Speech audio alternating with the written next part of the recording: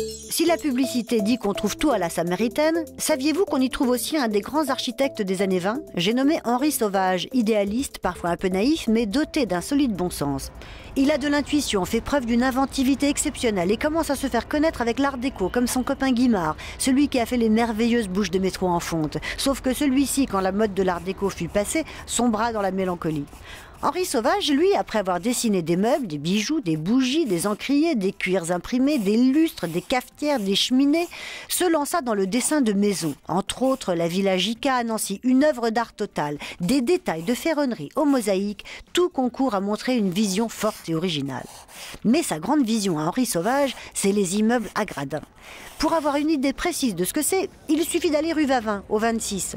Là, vous verrez un grand immeuble entièrement recouvert de faïence blanche, avec ses fameux gradins, comme des espaliers contenant des plantes dont on voit les feuilles de la rue. Il croyait qu'il allait révolutionner l'urbanisme avec ses projets complètement fous d'immeubles qui ressemblaient plus à des temples incas ou mayas qu'à des immeubles parisiens.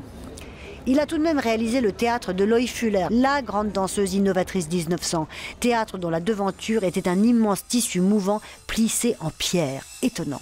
Et c'est lui donc qui a dessiné et fait construire notre chère Samaritaine, un monument art déco.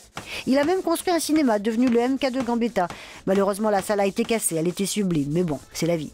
Et moi je dis savoir que le MK2 Gambetta a été conçu par celui qui a fait le 26 rue Vavin et la Samaritaine, ça me fait un petit truc là.